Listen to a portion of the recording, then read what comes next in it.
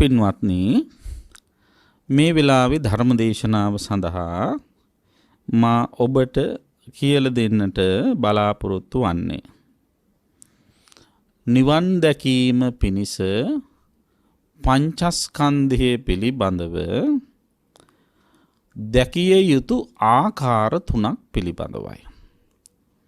නිවන් දැකීමට පංචස්කන්ධය සම්බන්ධයෙන් දැකිය යුතු ආකාර 3ක් පිළිබඳවයි අද ධර්ම දේශනාව පිළිබඳව කියලා දෙන්නේ. මේ සඳහා මම යොදා ගන්න භාවිතා කරන සූත්‍ර දේශනාවක් තියෙනවා. සූත්‍ර පිටකයේ සංයුක්ත නිකායේ ඛණ්ඩ සංයුක්තයේ සූත්‍රයේ නම පඨම අස්සාද සූත්‍රය. ආශ්වාදයේ පිළිබඳව කියවෙන සංයුක්ත නිකායට අයිති ඛණ්ඩ සංයුක්තේ පළවෙනි සූත්‍ර දේශනාව නිසා මේක පඨම අස්සාද කියන නමින් යොදලා තිබෙනවා. බුදු පියාණන් වහන්සේ සවැත් නුවර ජේතවනාරාමේ වැඩ ඉඳෙද්දී මේ සූත්‍රය දේශනා කළ තියෙනවා.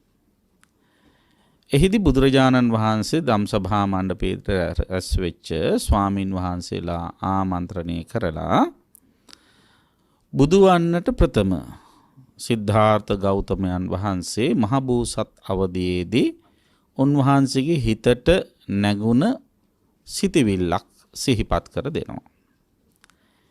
ඒ සිතවිල්ල තමයි පංච උපාදානස්කන්ධය පිළිබඳව ආස්වාදයක් විදිහටත් ආදීනවය විදිහටත් නිස්සරණය විදිහටත් දකින්නේ නැති තාක්කල් බුදු වෙන්න බෑ. ඒ වගේම සත්‍ය අවබෝධ කරගන්න බෑ. එහෙම ඒ නොදැක්ක කාල සීමාව තුළ කවදාවත් දෙවි මිනිසුන් සහිත ලෝක සත්වයා හමුවේ බෝසතාණන් වහන්සේ තමන් බුදු වුණා කියලා කොහේදිවත් කියලා නැහැ. මෙන්න මේ කතාව බුදුරජාණන් වහන්සේ මතක් කරනවා.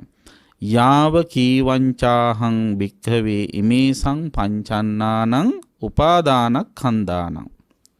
මේ මහණෙනි යම් තාක් කාලයක් මේ පංච උපාදානස්කන්ධයන්ගේ ඒවං අස්සාදංච අස්සාදතෝ ආස්වාදයක් ලෙසටත් ආදීනවංච ආදීනවතෝ ආදීනවයක් ලෙසටත් නිස්සරණංච නිස්සරණතෝ නිස්සරණය ලෙසටත් යථා භූතං න අබ්භඤ්ඤාසින් තත් වූ පරිද්දෙන් දැනගත්තේ නැද්ද?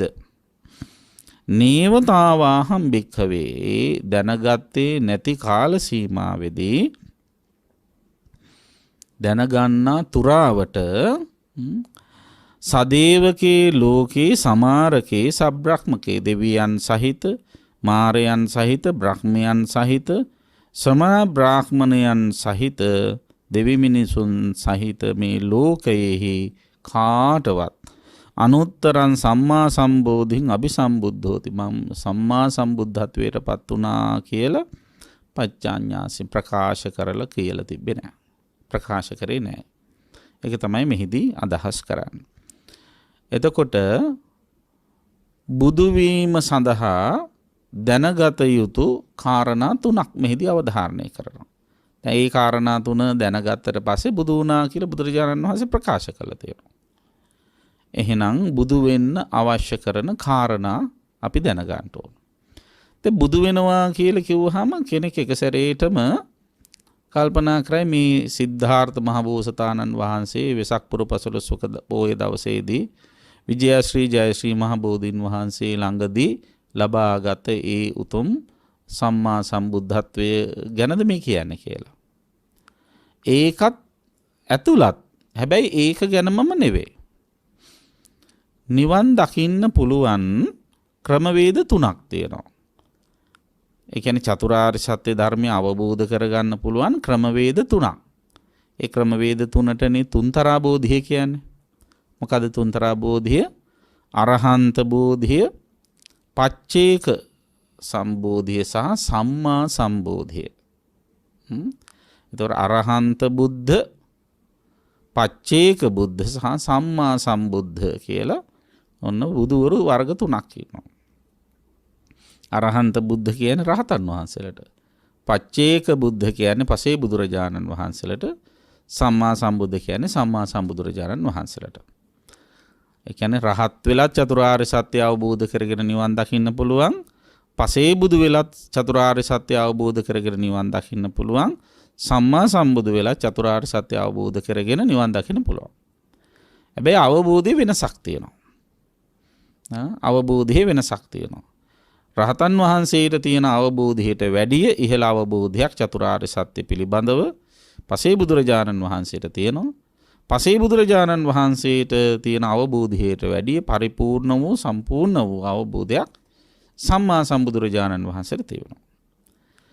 සම්මා සම්බුදුරජාණන් වහන්සේට චතුරාර්ය සත්‍ය ධර්මය අවබෝධ කරගන්න පරෝපදේශ අවශ්‍ය වෙන්නේ නැහැ. ඒ කියන්නේ ගුරු උපදේශ අවශ්‍ය වෙන්නේ නැහැ. උන්වහන්සේ චතුරාර්ය සත්‍ය අවබෝධ කරගන්නේ තමන් වහන්සේ විසින්මයි. තමන් වහන්සේ විසින්ම ඊතා මනවින් චතුරාර්ය සත්‍ය අවබෝධ කරගෙන අවබෝධ කරගත්ත සත්‍යය අන් අයට තේරෙන විදිහට කියලා දීමේ හැකියාවෙන් යුක්තයි සම්මා සම්බුදුරජාණන් වහන්සේ.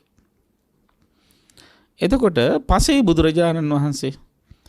බුදුරජාණන් වහන්සේ පරෝපකාර සහිතව, කියන්නේ අනුන්ගේ උපකාරයක් නැතිව, පරෝපකාර රහිතව, අනුන්ගේ උපකාර උදව් නැතුව, ගුරු උපදේශ නැතුව තමන් වහන්සේ විසින්ම චතුරාර්ය සත්‍ය අවබෝධ කරගන්නවා. හැබැයි විශේෂයක් තියෙනවා. මොකද්ද විශේෂය?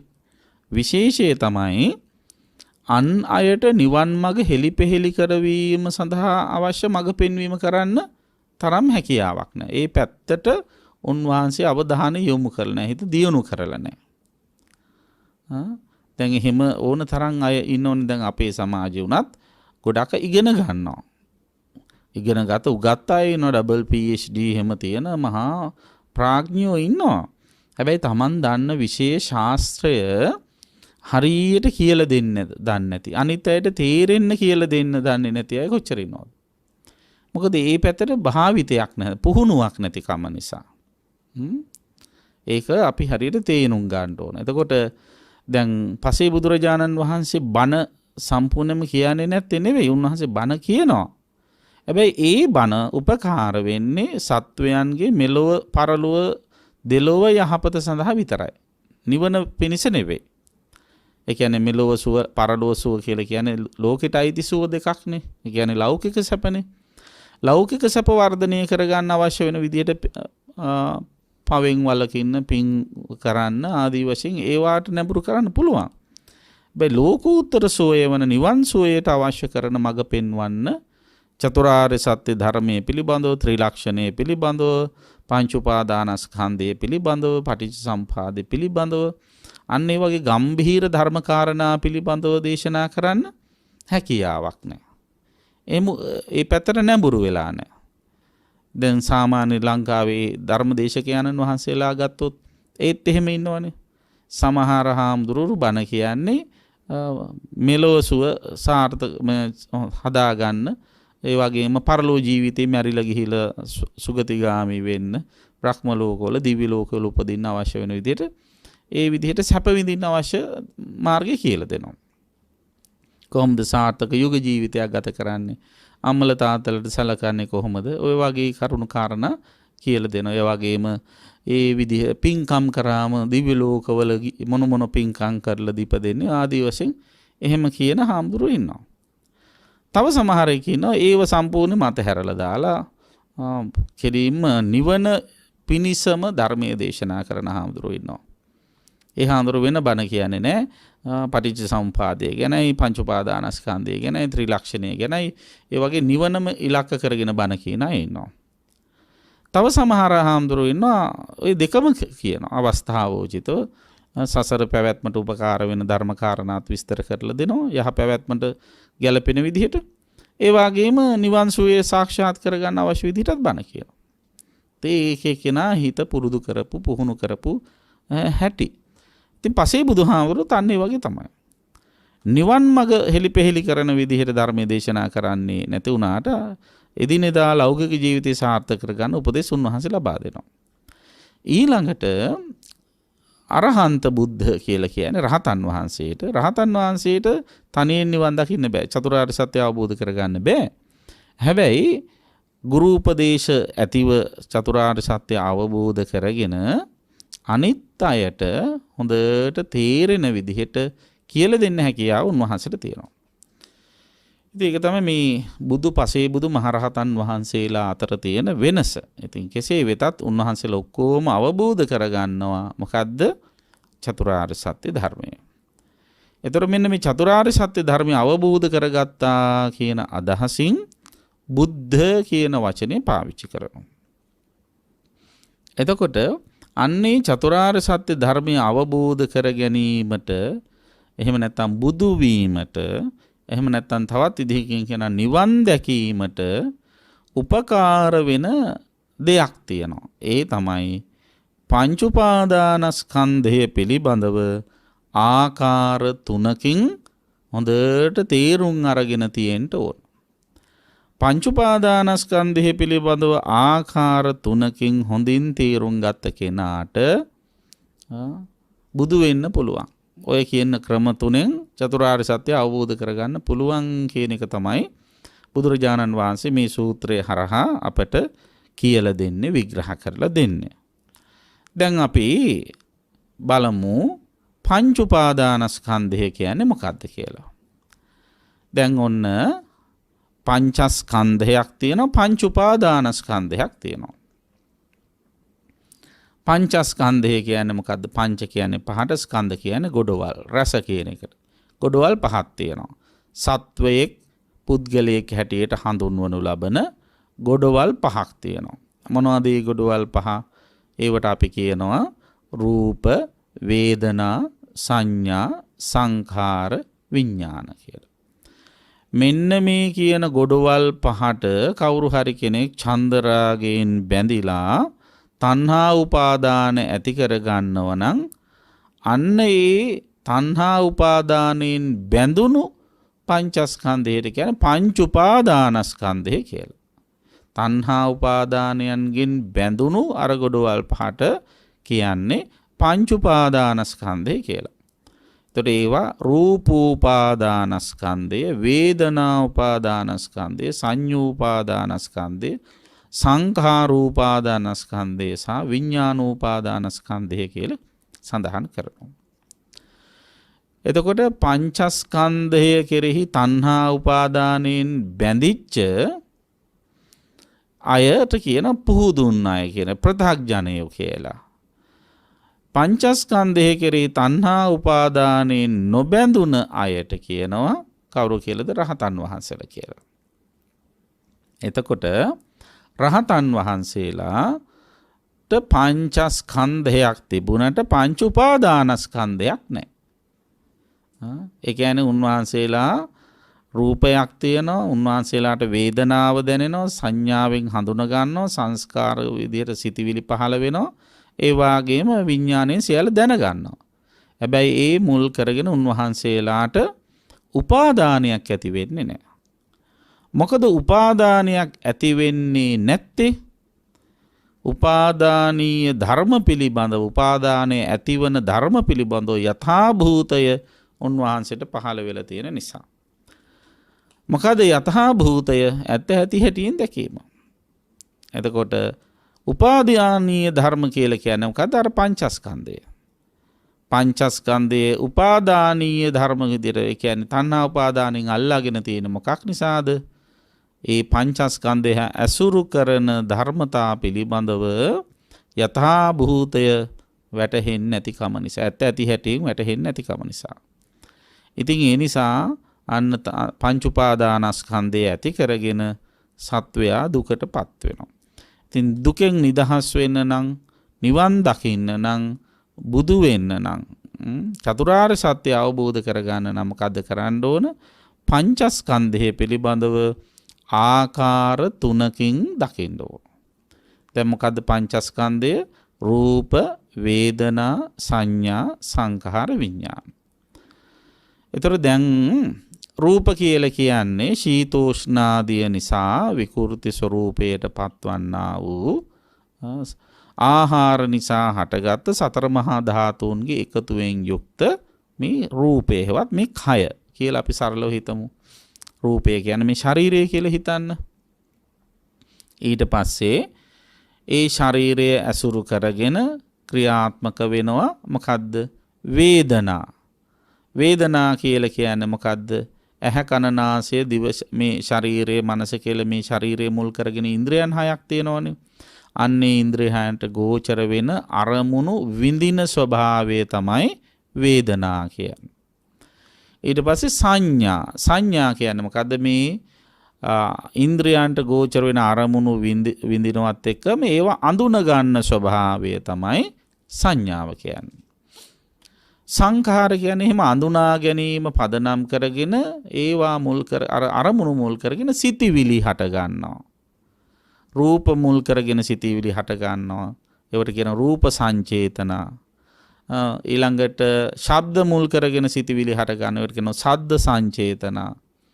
ගන්ධ සුවඳ මුල් කරගෙන සිතිවිලි හට ගන්නවා. ගන්ධ සංචේතන. රස මුල් කරගෙන සිතිවිලි හට ගන්නවා. රස සංචේතන. ඊළඟට ස්පර්ශ මුල් කරගෙන සිතිවිලි හට ගන්නවා. පොට්ටබ්බ සංචේතන.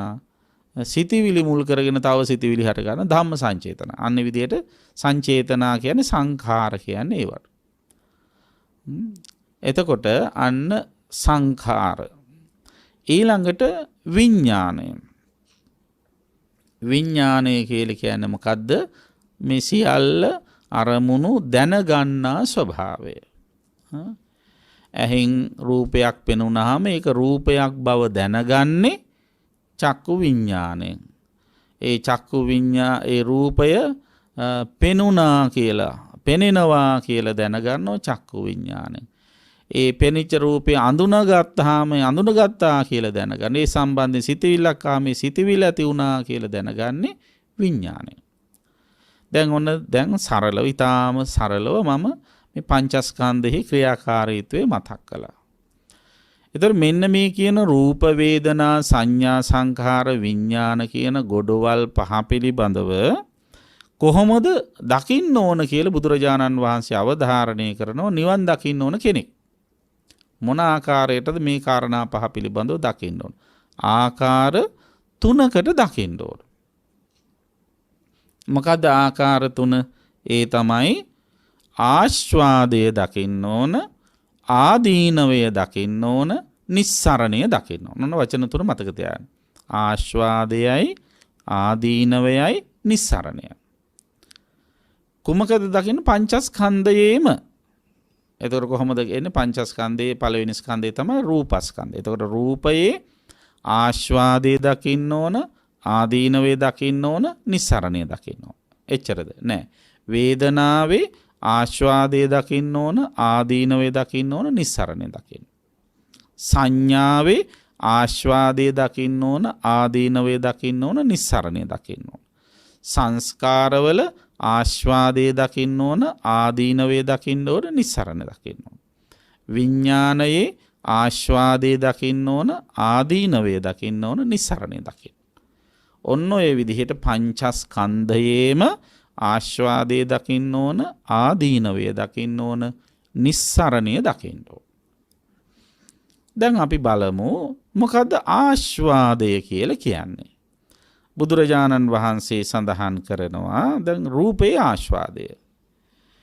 යං රූපං පටිච්ච uppajjati සුඛං සෝමනස්සං. යම් රූපයක් මුල් කරගෙන හට ගන්නව නම් සුවයක් සොම්නසක් සැපයක් හට ගන්නව නම් අන්න ඒක තමයි රූපේ ආස්වාදය. යම් රූපයක් මුල් කරගෙන සැපයක් සොම්නසක් හට ගන්නව නම් ඒක තමයි රූපේ ආස්වාදය. එතකොට යං රූපං අනිච්චං දුක්ඛං විපරිණාම ධම්මං යම් රූපයක් අනිත්‍යද දුක්ඛද විපරිණාම ධම්ම වෙනස් වෙන සුළුයිද සරලව වෙනත් ක්‍රමයකට කිව්වා අනිත්‍යද දුක්ඛද අනාත්තද අන්න ඒ අනිත්‍ය දුක්ඛ අනාත්ම කියන ත්‍රිලක්ෂණයෙන් යුක්තකම තමයි රූපයේ මොකද්ද? ආදීනවය. ඒතර රූපේ ආස්වාදයේ මොකද්ද? ආස්වාදයේ තමයි යම් රූපයක් මුල් කරගෙන සැපයක් සොම්නසක් ඇති වෙනවා නම් ඒක රූපේ ආස්වාදය. යම් රූපයක් අනිත්‍යයිද දුකයිද වෙනස් වෙන සුළුයිද ඒක තමයි රූපයේ ආදීනවය. ඊට පස්සේ තියෙන්නේ මොකද්ද? ඊට පස්සේ තියෙන්නේ නිස්සරණය. නිස්සරණය කියන්නේ මොකද? අතහැරීම. යෝ රූපස්මින් චන්දරාග විනයෝ චන්දරාග පහනං. අන්න ඒ යම් රූපයක චන්දරාග විනයක් තියෙනවා. චන්දරාගයේ ප්‍රහාණය වීමක් තියෙනවා නම් අන්න ඒක තමයි නිස්සරණය කියලා කියන්නේ. ඒතර කොහොමද රූපයේ චන්දරාගය ඇති වෙන්නේ? ඒකත් අපි තේරුම් ගන්න ඉපේ. දැන් අන රූපයේ ස්වභාවය මොකද්ද? ආස්වාදය. දැන් මේ රූපයේ ආස්වාදය ආදීනවය නිස්සරණය කියන තුනම ඒ ආකාරයෙන් දකින්න ඕන. බුදුරජාණන් වහන්සේ මතක් කරන අත්ථි භික්ඛවේ රූපස්ස අස්සාදු. මහණෙනි රූපේ ආස්වාදයක් තියෙනවා. ආස්වාදයේ තියෙන හින්දා තමයි සත්වය රූපයෙහි මොකද කරන්නේ? ඇලෙන්නේ. නේද? චන්දරාගයෙන් බැඳෙන්නේ මොකක් නිසාද? රූපේ ආස්වාදයේ තියෙන හින්දා. ආස්වාදයක් තියෙන්නේ නැත්තම් එහෙම කැමැත්තෙන් බැඳෙන්නේ නැහැ. මොකද ආස්වාදය කියන්නේ සැපක්, සොම්නසක්. දැන් ඇහැට රූපයක් පේනකොට ඒ රූපයෙන් අපි සතුටු වෙන්නේ නැත්තම්, ඒ රූපය තුළ අපිට සැපයක් දැනෙන්නේ නැත්තම්, ඒ රූපය තුළ අපට සොම්නසක් දැනෙන්නේ නැත්තම් අපි ඒ රූපයේ චන්දරාගයෙන් බැඳෙයිද? නෑ. බලන්න සාමාන්‍ය හැට තරහකාරයෙක් පෙනුනොත් සොම්නසක් ඇති වෙනවද? සතුටක් ඇති වෙනවද? නෑ. තරහකාරී දැක්ක ගමන් ඒකනේ අහක බලා ගන්න. නේද? එතකොට කැමති එක්කෙනෙක් දැක්කොත් නොදැක්කොත් පෙරමග බලාගෙන ඉන්නවා එනකන්. දැක්කහම ඇසිපියෙන් නොහෙලා බලාගෙන ඉන්නවා. නේද? කියන්නේ සාමාන්‍ය ඔබ ඇසිපිය නොහෙලා බලාගෙන හිටිය කියලා. අන්න ඒ වගේ එහෙම බලාගෙන ඉන්න මොකක් නිසාද? චන්දරාගය ඇති වෙච්ච නිසා. එතකොට චන්දරාගය ඇති උනේ ඇයි? අර රූපේ ආස්වාදයෙන් බැඳුණා. ඇයි ආස්වාදයෙන් බැඳුනේ? රූපේ නිසා යා සුඛ සොම්නස් ස්වභාවයට පත් වුණා. එතකොට යම් රූපයක් නිසා සුඛ සොම්නස් ස්වභාවයට පත් වෙන්න පුළුවන් නම් අන්න ඒක තමයි රූපේ තියෙන ආස්වාදය. එතකොට බුදුරජාණන් වහන්සේ සිහිපත් කරනවා මේ හැම රූපයකම ඒ වාගේ ආස්වාදනීය ස්වභාවයක් තියෙන පුළුවන්. එක එක්කෙනා දකින්න විදිහට. රූපේ ආස්වාදය තමයි මොකද්ද? සුව සොම්නස් ස්වභාවය. ඒතර සාමාන්‍ය සැපක් දැනුණාම, සැපක් ඇති වුණාම අපි මොකද කරන්නේ? සැපක් ඇති වුණාම අපි කරන්නේ සැපේ ඇලෙනවා. නේද? ඒ ඇලීමට කියන්නේ තමයි චන්දරාගය කියන්නේ. නේද? සැපක් ඇලුණා. දැන් රූපය ආස්වාදනීය රූපයක් දැක්කහම ඒ රූපය ආයෙ දකින්න ආස හිතනවනේ. අනේකට තමයි පෝනෝ භවික තණ්හා. නැවත නැවත අර තණ්හාව පවත්ව ගන්න හිතෙනවා. බල ආස්වාදයේ ඇති වෙච්ච, ආසාව ඇති වෙච්ච රූපය නැවත නැවත දකින්න ආසා කරනවා. ශබ්දයක් නම් ආස්වාදයේ ඇති වෙච්ච ඒ ශබ්දේ නැවත නැවත අහන්න අපි ආස කරනවා. ගන්ධ සුවඳක් නම් නැවත නැවත ඒක සුවඳ ආග්‍රහණය කරන්න බලනවා. රසක් නම් නැවත නැවත ඒ රස භුක්ති විඳින්න බලනවා. ස්පර්ශ නම් නැවත නැවත හැප්පෙනවා. ස්පර්ශයේ විඳීම සඳහා. සිතවිල්ලක් නම් ආස්වාද ජනක නැවත නැවත ඒකම හිතා ඉන්නවා. එහෙමනේ කරන්නේ. නේද? එතකොට ඔන්න අන්න ඒ විදිහට අපි එහෙම නැවත නැවත කරන්නේ මොකක් නිසාද? චන්දරාගයෙන් බැඳෙන නිසා. ඉතින් ආස්වාදය හමුවේ මොකද කරන්නේ? චන්දරාගයෙන් බැඳෙනවා. ගොඩක් අය ආදීනවය හමුවේ මොකද කරන්නේ? ගැටෙනවා. නේද? සැපේ ඇලෙනවා, දුකෙහි ගැටෙනවා. හැබැයි සැපේ ඇලෙන්නෙත් නැතුව ඉන්න පුළුවන්, දුකේ ගැටෙන්නෙත් නැතුව ඉන්න පුළුවන්. ඒක ස්වභාවයක් බව තේරුම් ගත්තොත්. මොකද්ද ස්වභාවය? සැප කියන එකත් අනිත්‍යයි, දුක කියන එකත් අනිත්‍යයි. ආස්වාදයත් අනිත්‍යයි ආදීනවයත් අනිත්‍යයි කියලා කවුරු හරි කෙනෙකුට තේරුම් ගියා නම් ඒ ආස්වාදය හමුවේ ඇලෙන්නෙත් නෑ ආදීනවය හමුවේ ගැටෙන්නෙත් නෑ. ඇලීම් ගැටීම් නැති තැන සංස්කාර ගොඩ නැගෙන කර්ම රැස්වීම ආරම්භ වෙන්නේ නෑ. අන්න ඒක අපි හොඳින් තේරුම් ගන්න ඕන. එතකොට ඔන්න දැන් මේ පංචස්කන්ධය සම්බන්ධයෙන් බුදුරජාණන් වහන්සේ මේ ආකාර තුنين බලන්න කිව්වේ. ඒතර රූපේ සම්බන්ධයෙන් බලන්න ඕන කොහොමද? රූපයේ ආස්වාදයේ විදිහට බලන්න ඕන. රූපේ ආදීනව බලන්න ඕන. රූපේ නිස්සරණේ බලන්න ඕන. ඒතර රූපේ ආස්වාදයේ තමයි රූපේ තියෙන සුඛ සොම්නස් ස්වභාවය. ආදීනවය තමයි අනිච්ච දුක්ඛ අනාත්ම ස්වභාවය. නිස්සරණය තමයි අර චන්දරාගේ අතහරින එක. එතකොට කොහොමද මේක වෙන්නේ? දැන් ඔන්න රූපයේ ආස්වාදයක් තියෙනවා. කවුරු හරි කෙනෙක් මේ ආස්වාදයේ මුලා වෙන්නේ නැහැ. රූපය හොඳට පරිහරණය කරන කෙනෙක් යථාභූතයේ දකින කෙනෙක් තේරුම් ගන්නවා මේ ආස්වාදනීය රූපයක් මොන වගේද? ආස්වාදයේ වගේම ආදීනව පැත්තකුත් තියෙනවා කියලා දකිනවා. අර ආස්වාදයෙන් එයා නවතින්නේ නැහැ. දැන් ඇත්ත හැටියෙන් වටහා ගන්න මොකද කරන්නේ? ආර්ය සත්‍ය අවබෝධ කරගන්න එක දෙයක් විතරක් දැකලා මදි. ආස්වාදේ විතරක් නෙවෙයි දකිනවා. මොකද්ද? ආදීනවයක් දකිනවා. මොකද එතකොට රූපේ ආදීනවේ දකිනකොට අර ලස්සනට තිබිච්ච සුන්දර සුවසොම්නස් ස්වභාවයෙන් යුක්ත රූපය කොහොමද දකින්න ඕන? අනිත්‍යයි දුකයි අනාත්තයි. මේක වෙනස් වෙලා යනවා දුක් සහගතයි නිරන්තරයෙන් පරිවර්තනය වෙනවා විපරිණාම ධර්මයෙන් යුක්තයි කියලා හිතන. ඒතර අනිත්‍ය දුක්ඛ විපරිණාම ධර්මයේ තේරෙනකොට මොකද වෙන්නේ? අන්න ඒවයි චන්දරාගෙන් බැඳෙන්නේ නැහැ. නේද? වෙනස් වෙලා යන දේවල් වල කවුරුවත් කැමති වෙන්නේ නැහැ නේද? මේක වෙනස් වෙලා යන එකක්. මේක తాවකාලික එකක්. සදාතනික එකක් නෙවෙයි කියලා වැටහෙනවා නම් අන්න ඒකේ දැඩි ආශාවෙන් අල්ලගන්න යන්නේ. මොකද අල්ලගත්තට තමන්ට ඒක උරුම වෙන්නේ නැහැ. තමන්ට ඒක තවදුරටත් රඳවා පවත්වා ගන්න තියාගන්න හැකියාවක් නැහැ කියලා තේරෙනවා. එහෙම ඒක හැකියාවක් නැහැ කියලා දකිනවනම් අර චන්දරාගය ඇති වෙන සුළු දේවල් වල තියෙන චන්දරාගය දුරු කර ගන්න. අර අනිත්‍ය දැකීම තුලම වෙනස් වීම දැකීම තුලම අර ආශාව නැති කර ගන්න.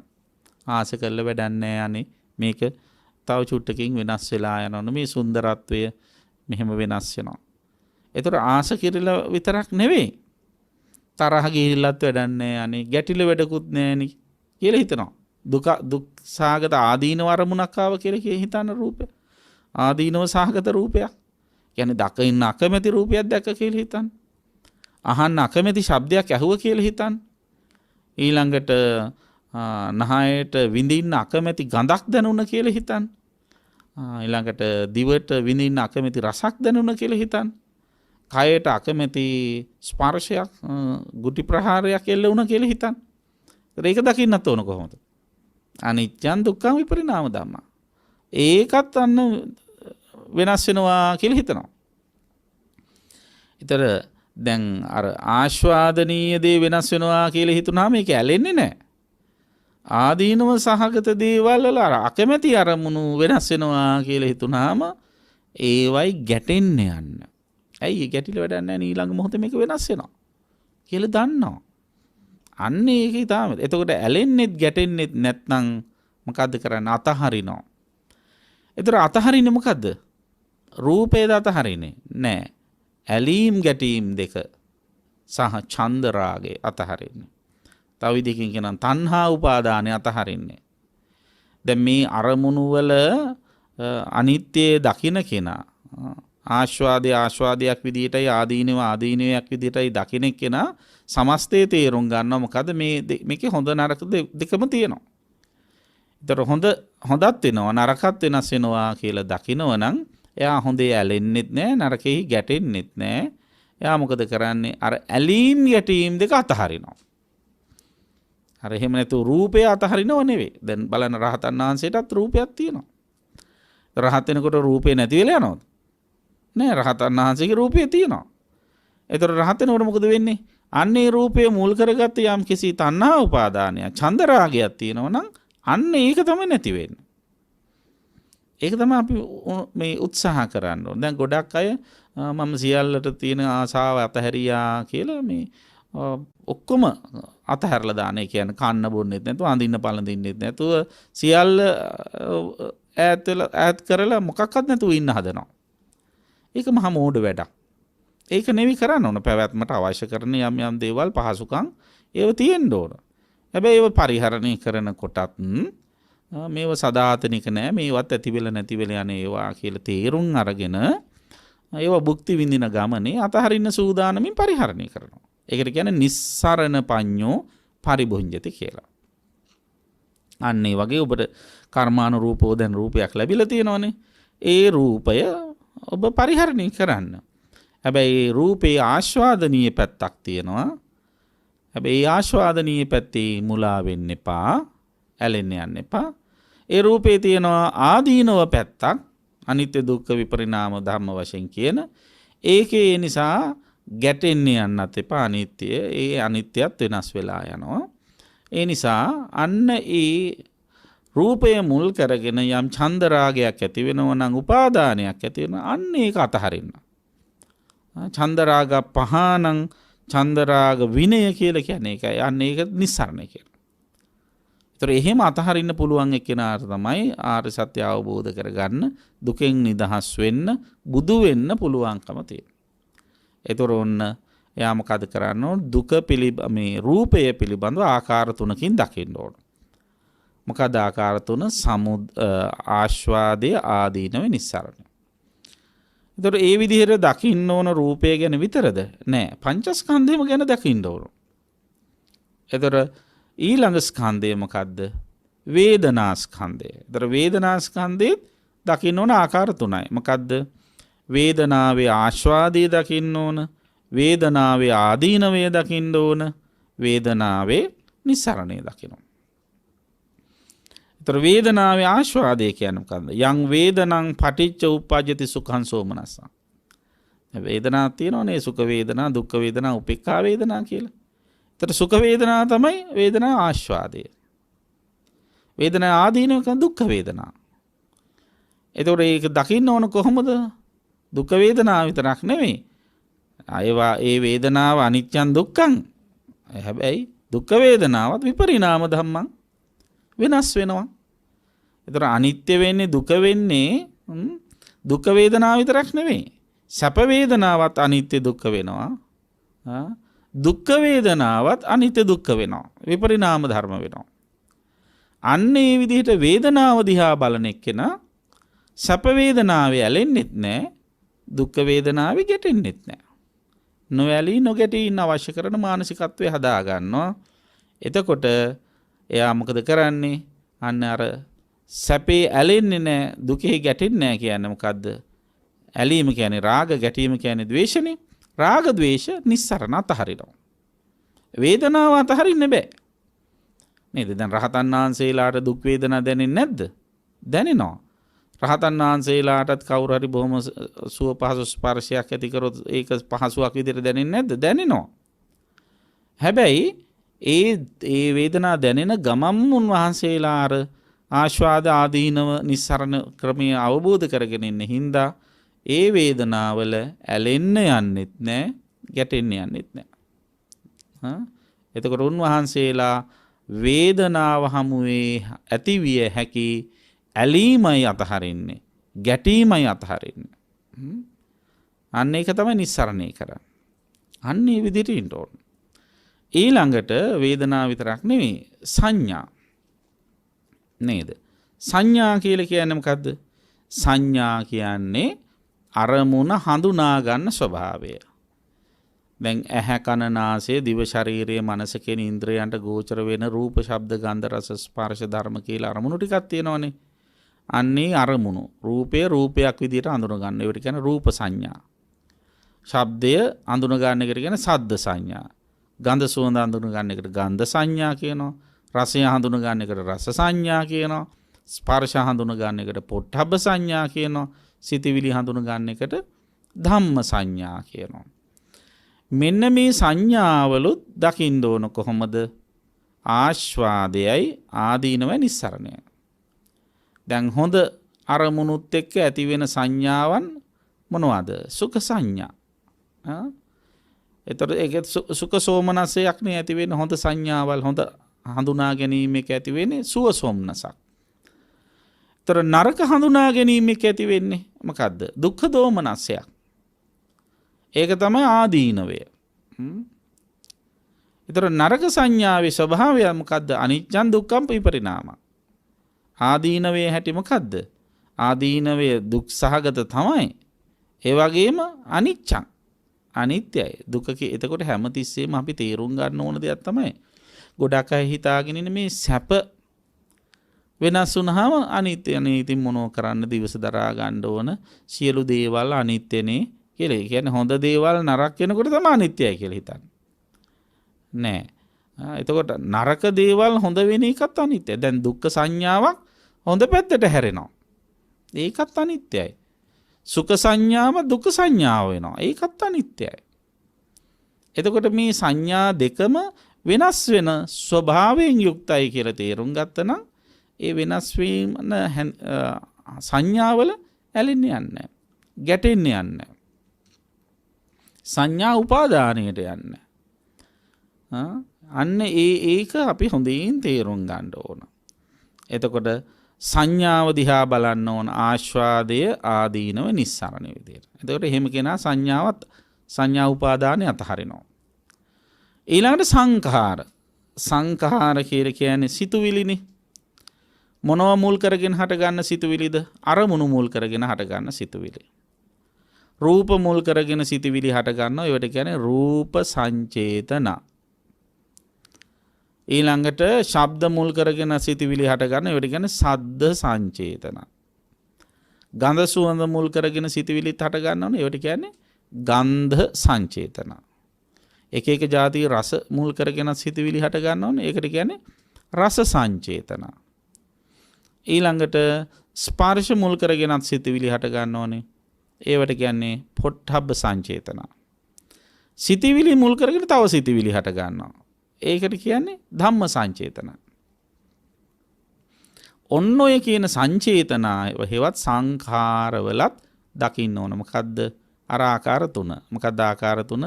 ආස්වාදය ආදීනව නිස්සරණ.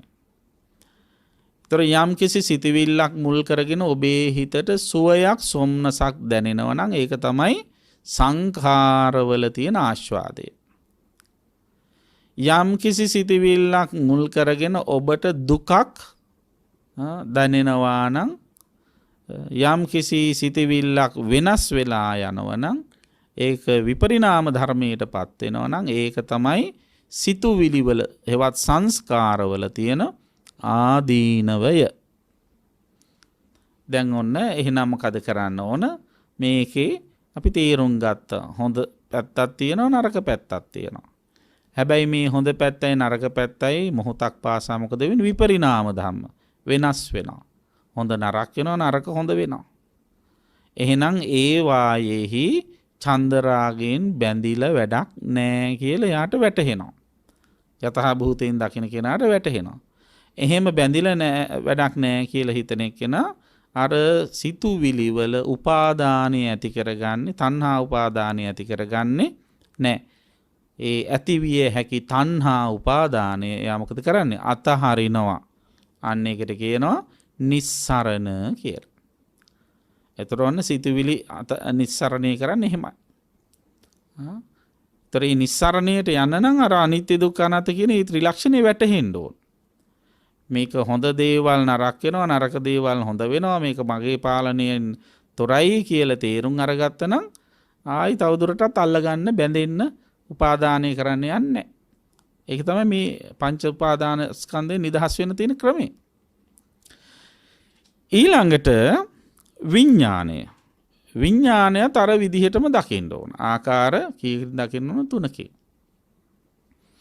විඥානයේ ආස්වාදයේ දකින්න ඕන, විඥානයේ ආදීනවේ දකින්න ඕන, විඥානයේ නිස්සරණ දකින්න. යම් විඥානයක් මුල් කරගෙන සුව සොම්නස් ස්වභාවයක් හටගත්තා නම් ඒක තමයි විඥානයේ ආස්වාදය. යම් විඥානයක් අනිත්‍යද දුකද විපරිණාම ධර්මයෙන් යුක්තද අන්න ඒක තමයි විඥානයේ මොකද්ද? විඥානයේ ආදීනවය. ඒතර විඥානයත් ඇති වෙලා නැති වෙලා යන එකක් කියලා තේරුම් ගත්තනම් විඥානයේ තණ්හාවෙන් උපාදානයෙන් බැඳෙන්නේ යන්නේ නැහැ. මොකද චන්දරාගෙන් තණ්හාවෙන් උපාදානෙන් බැඳුනොත් හිමි වෙන්නේ දුකයි කියලා තේරුම් ගත්ත නිසා අන්න ඒ විඥානයේ තියෙන උපාදානයේ චන්දරාගය මොකද කරන්නේ? නිස්සරණ. අනිත්‍ය දුක්ඛ අනාත්ම දැකලා අතහරිනවා. ඒතර කවුරු හරි කෙනෙක් ඔය විදිහට රූපයට තියෙන උපාදානයේ චන්දරාගය, වේදනාවට තියෙන උපාදානය නැත්නම් චන්දරාගය, සංඥාවට තියෙන උපාදානය හේවත් චන්දරාගය, සංඛාරවලට තියෙන චන්දරාගය උපාදානය, විඥාණයට තියෙන උපාදානය හේවත් චන්දරාගය නිස්සරණ කළොත් අතහැරියොත් අන්න ඒ කියන උපාදානයන්ගෙන් නිදහස් වුණා වෙනවා. එතකොට උපාදානයන්ගෙන් නිදහස් වුණා කියන උපාදාන නිරුද්ධ කළා වෙනවා. එතකොට උපාදාන නිරුද්ධ වුණා නම් මොකද වෙන්නේ? නැවත පංචස්කන්ධයක පහළ වීමක් සිද්ධ වෙන්නේ නැහැ. උපාදාන නිරෝධා භව නිරෝධෝ. නැවත භව කියන්නේ නැවත පහළ වෙනවා කියන එක. එතකොට භව නිරෝධා ජාති නිරෝධ. නැවත පංචස්කන්ධයක් පවතින්නේ නැත්නම් එතන උපතක් නැහැ. ජාති නිරෝධ. ජාතිය නිරුද්ධ වුණා වෙනවා. ජාතිය නිරුද්ධ වුණා නම් උපත නිරුද්ධ වුණා නම් ජරා මරණ නිරෝධෝ. ජරා මරණ වලට පත් වෙන එක නැති වෙනවා. ජරා මරණ වලට පත් වෙන එක නැවතුණා නම් ජරා මරණ මුල් කරගෙන හට ගනු ලබන ශෝක පරිදේව දුක්ඛ දෝමනස උපායාස කියන මේ සියල්ල නිරුද්ධ වුණා වෙනවා. ඒතර ශෝක පරිදේව දුක්ඛ දෝමනස උපායාස කියලා කියන මේ සියල්ල දුක නම් මොකද වෙන්නේ? ජරා මරණ නිරෝධයත් එක්ක දුක්ඛ නිරෝධය වුණා වෙනවා. සමස්ත දුක නිරුද්ධ වුණා නම් එතන තියෙන්නේ දුක්ඛ නිරෝධය කියන්නේ මොකද්ද? ඒක තමයි නිවන. අන්න ඒ නිවන සාක්ෂාත් කරගන්නට අවශ්‍ය වෙන විදිහේ චින්තනය ගොඩනගා ගැනීම තමයි අවශ්‍ය වෙන්නේ. එතකොට ඒ දුක නැති කරගන්නට අවශ්‍ය කරන චින්තනය තමයි තණ්හාව ඇති නොවන විදියට පංචස්කන්ධය දිහා ත්‍රිලක්ෂණයෙන් බලන එක. එතකොට මොකද ත්‍රිලක්ෂණය? අනිත්‍ය දුක්ඛ අනාත්ම.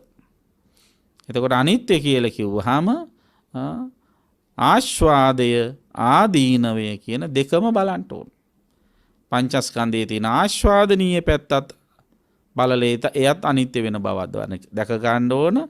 ආදීනව පැත්ත දැකලත් එයත් අනිත්‍ය වෙන බව දැක ගන්න ඕන. බුදුරජාණන් වහන්සේ මෙන්න මෙහෙම ප්‍රකාශයක් කරනවා. රූපම් භික්ඛවේ අනිච්ඡං. මහණෙනි රූපය අනිත්‍යයි. යෝපි හේතු යෝපි පච්චයෝ රූපස්ස උපාදාය. යම් හේතුවක් තියෙනව නම් රූපය හටගන්න.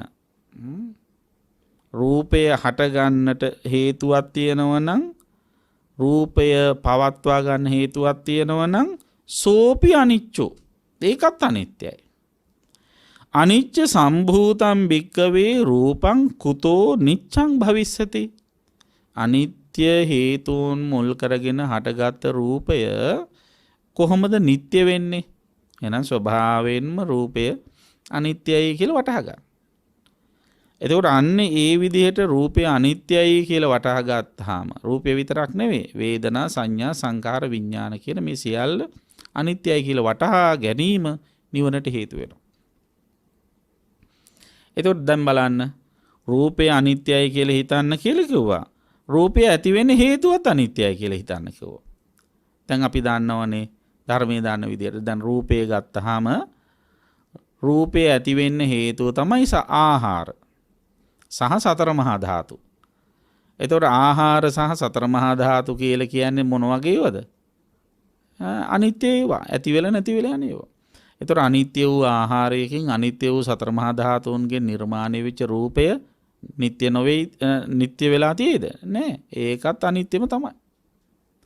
ඒතර වේදනාව නිකම්ම හටගන්නේ නැහැ. වේදනා සමුදය වෙන්නේ මොකක් නිසාද? වේදනාව හටගන්නේ ස්පර්ශය මුල් කරගෙන. පස්සපච්චය වේදනා.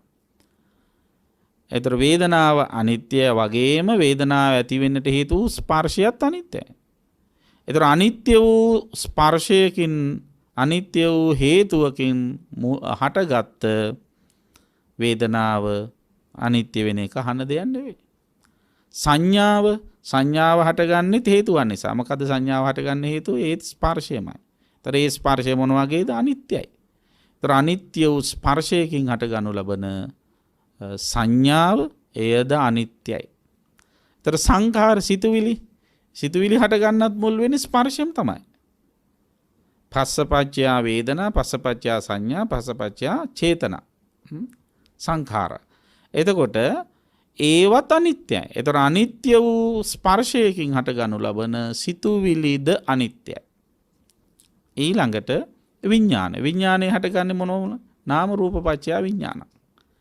ඒතර නාම රූප කියලා කියන්නේ මොන? දැන් රූපය කොහොමද අනිත්‍යයි කියලා අපි දැනගත්ත. නාම කියලා කියන්නේ ওই වේදනා සංඥා සංකාර ටික. ඒතර ඒවා මොන වගේද? ඒවත් අනිත්‍යයි. ඒතර අනිත්‍ය වූ නාම රූප පදනම් කරගෙන හටගනු ලබන විඥානයක් වේ නම් ඒ විඥානයද මොන වගේද? අනිත්‍යයි. එහෙනම් ඔන්න පංචස්කන්ධයම දකිනවා කොහොමද? අනිත්‍ය විදිහට. එතකොට කවුරු හරි කෙනෙක් පංචස්කන්ධය අනිත්‍ය එකක් කියලා තේරුම් ගත්තොත් අන්න එතන ඉඳලා යාට විමුක්තියට දොර හැරෙන්න ගන්නවා. බුදුරජාණන් වහන්සේ මතක් කරනවා. ඒවං පස්සං භික්කවේ සුතවා අරිය ශාවකෝ. මෙන්න මේ විදිහට කවුරු හරි කෙනෙක් පංචස්කන්ධය කෙරෙහිම මෙහෙම දකිනවනම්, දැන් පංචස්කන්ධය අපි ඉස්සෙල්ලා හිතමු රූපය කියලා. රූපස්කන්ධය මෙන්න මේ විදිහට අනිත්‍ය වශයෙන් දකිනවනම් එයා ඒ රූපයෙහි මොකද කරන්නේ? අරිය ශාවකෝ රූපස්මින් නිබ්බින්දති. එයා රූපේ කලකිරෙනවා. අනේ මේ වගේ අනිත්‍ය වූ රූපයක් නේද මම මෙච්චර කල් මේ අල්ලගෙන හිටියේ. මේ රූපය හින්දා නේද මම මේ ආස්වාදී බැඳිලා ඉවර වෙලා තණ්හාවේ ආදීනවේ ගැටිලා ඉවර වෙලා දුකටපත් උනේ.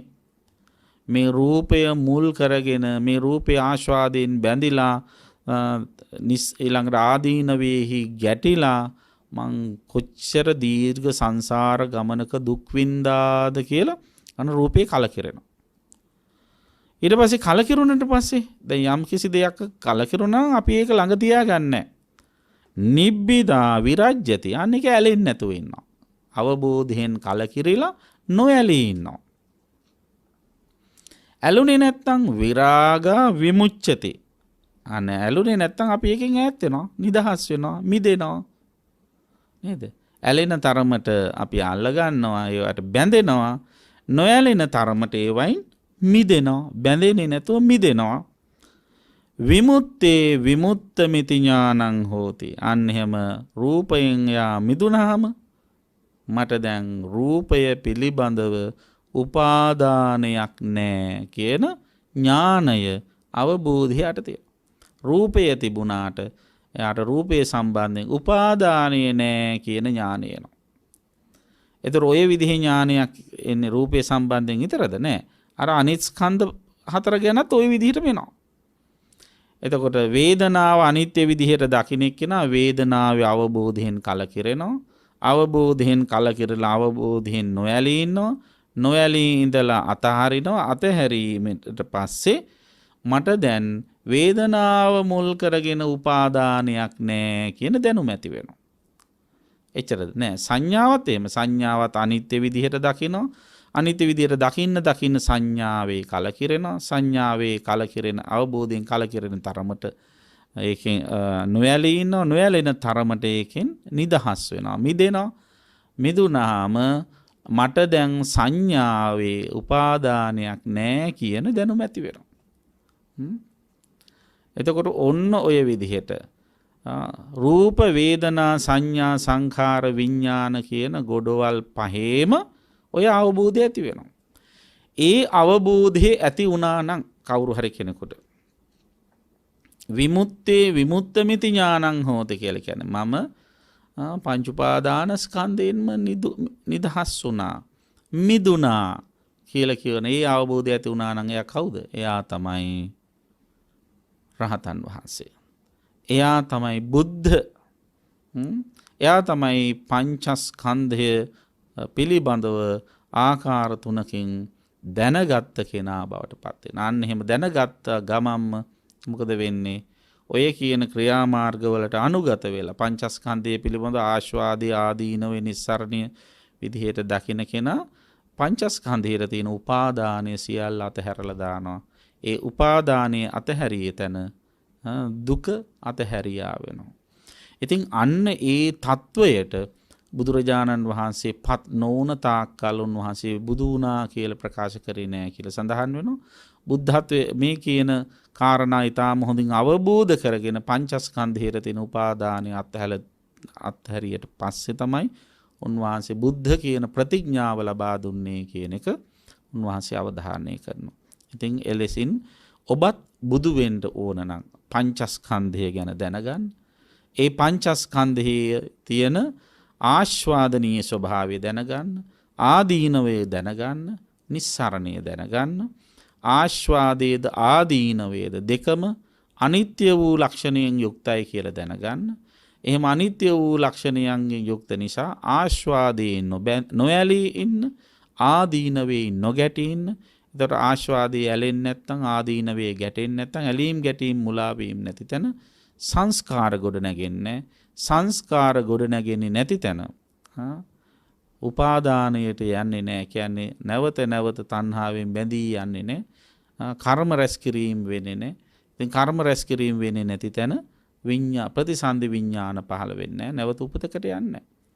ඉතින් අන්න එහෙම නැවත උපතකට නොයා ඉන්නට අවශ්‍ය කරන විදිහට ඔබ කටයුතු කළොත් ඔබ පංච උපාදානස්කන්ධයෙන් නිදහස් වුණා වෙනවා. පංච උපාදානස්කන්ධයෙන් නිදහස් වුණා කියන්නේ මොකද්ද? දුකින්ම නිදහස් වුණා කියන එකයි.